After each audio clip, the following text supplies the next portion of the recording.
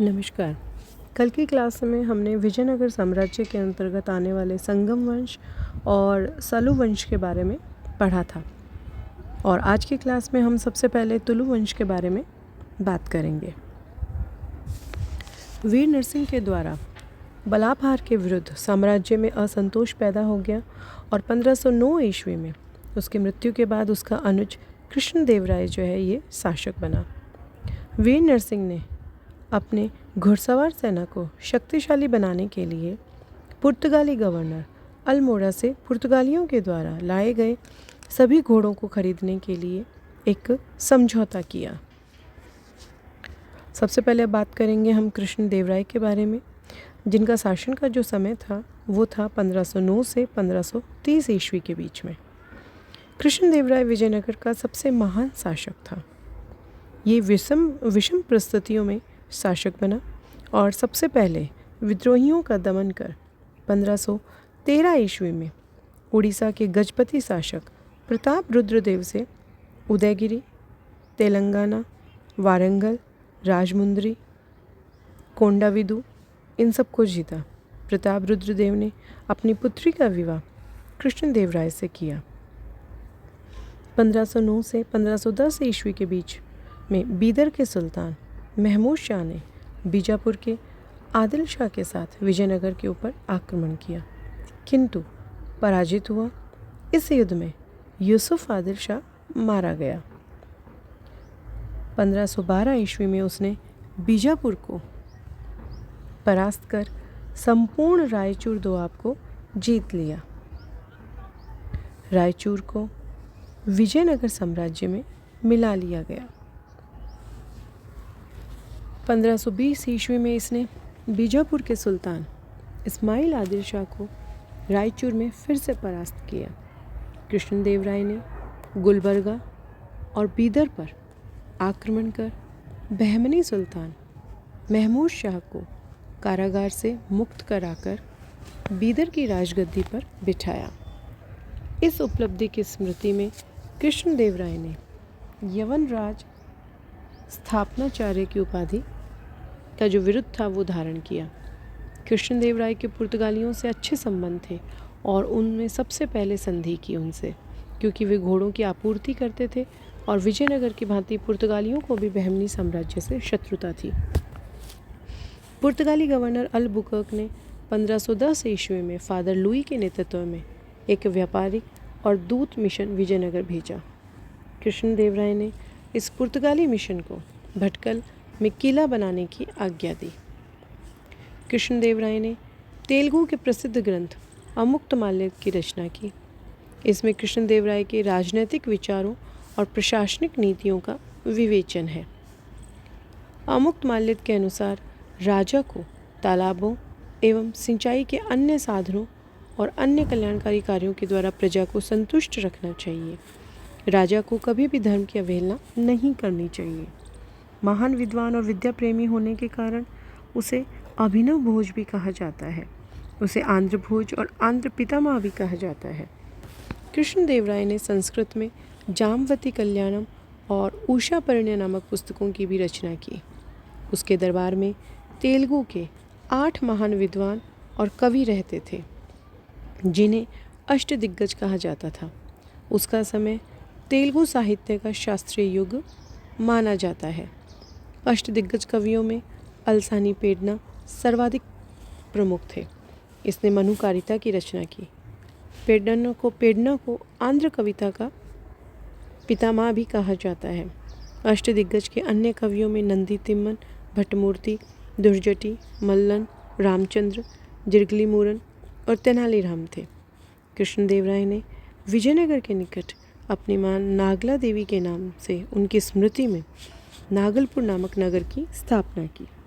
पुर्तगाली यात्री डेमिगो पायस और डुआर्ट बारबोसा जो है वो उसी के काल में विजयनगर आए। कृष्णदेवराय ने भूमि का विस्तृत सर्वेक्षण करवाया और कर निर्धारण किया। कृष्णदेवराय ने हजारा मंदिर और विट्ठल स्वामी के मंदिर भी बनवाए। उसके राजगुरु का नाम व्यासराज था। इसके अतिरिक्त इसने विवाह कर जो था उसको भी हटा दिया। कृष्णदेवराय जो हैं इनकी दो रानियाँ तिरुमला देवी और चिंता देवी थी। बाबर जो है इसने अपनी आत्मकथा में कृष्णदेवराय को भारत का सबसे शक्तिशाली शासक बताया है। कृष्णदेवराय की वैष्णव धर्म में आस्था थी, इसके साथ ही अन्य धर्मों के प्रति भी वह उदार था। इसके पश्चात अच्युत देवराय जो है ये शासक बनता है। अच्युत देवराय जो है इसके शासन का जो समय है वह 1529 से लेके और 1542 ईस्वी तक का है। कृष्णदेवराय ने अपनी मृत्यु से पहले अच्युत देवराय जो है इसको अपना उत्तराधिकारी नियुक्त किया। उसने रामराय के साथ संयुक्त शासन किया। उसके शासनकाल में वास्तविक जो शक्ति थी वो तिरुमाल नामक दो भाइयों के हाथों में थी, जो कि अच्युत के साले थे। अच्युत ने महामंडलेश्वर नामक नए एक अधिकारी की नियुक्ति की। पुर्तगाली यात्री नुनीज ने इसी के शासनकाल में यात्रा की थी। अच्युत देवराय के पश्चात सदाशिव जो है ये गद्दी पर बैठा। सदाशिव के शासन का समय 1542 से लेके और 1570 ईस्वी तक का था। सदाशिव तुलुव वंश का अंतिम शासक था, लेकिन ये एक कठपुतली शासक था। शासन की जो वास्तविक शक्ति थी वो आरविडु वंश के मंत्री राम राय जो थे उनके हाथों में थी। राम राय ने नीतिगत परिवर्तन किया और दक्कन के सुल्तान जो थे इनके जो आपस में झगड़े होते थे उनमें सक्रिय हस्तक्षेप किया। 1558 ईस्वी में राम राय ने बीजापुर और गोलकुंडा के साथ मिलकर अहमदनगर को लूटा। इसकी प्रतिक्रिया स्वरूप बरार को छोड़कर अन्य जो 4 बहमनी राज्य थे, पहला बीजापुर, दूसरा गोलकुंडा, तीसरा अहमदनगर और चौथा बीदर, इन चारों राज्यों ने विजयनगर के विरुद्ध एक संयुक्त संघ बनाया। बरार इस संघ में गोलकुंडा से शत्रुता के कारण शामिल नहीं हुआ। जनवरी 1565 ईस्वी में संयुक्त सेना ने तालीकोटा के युद्ध में, जिसे कि राक्षस तगड़ी या बन्नी हट्टी का युद्ध भी कहा जाता है, इसमें विजयनगर की सेना को बुरी तरह से पराजित किया। इस युद्ध में विजयनगर की जो सेना है इसका नेतृत्व राम राय ने किया। राम राय को युद्ध मैदान में हुसैन निजाम शाह ने अपने हाथों से मारा। तालीकोटा के युद्ध के साथ ही विजयनगर का वैभव समाप्त हो गया। आर सेवेल जो है वो तालीकोटा युद्ध का प्रत्यक्षदर्शी था। उसने अपनी पुस्तक ए फॉरगॉटन एम्पायर में विजयनगर का इतिहास और इस युद्ध का वर्णन करते हुए लिखा है कि संसार के इतिहास में कभी भी इतने वैभवशाली नगर का इस प्रकार से सहसा सर्वनाश नहीं किया गया जैसा कि विजयनगर का हुआ।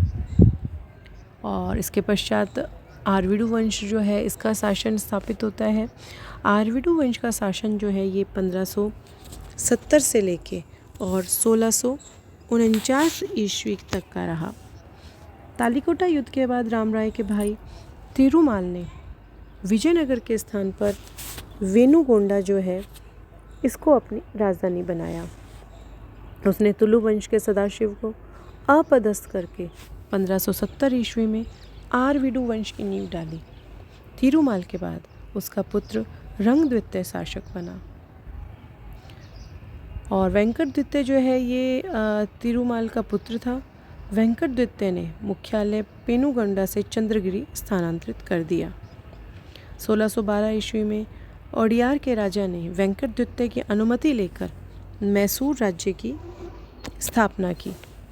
वेंकट का स्पेन के राजा फिलिप तृतीय से पत्र व्यवहार था। वेंकट द्वितीय जो था, इसको चित्रकला में भी काफ़ी रुचि थी।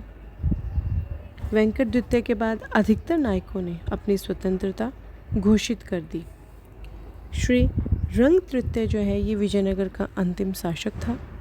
इसके समय मैसूर, बैदनूर, मदुरा और तंजौर जैसे स्वतंत्र राज्यों का निर्माण हुआ। विजयनगर में संगम वंश जो है इसने सर्वाधिक 149 वर्ष तक शासन किया, जबकि सलुव वंश ने सबसे कम यानी 20 वर्ष तक शासन किया। Thank you.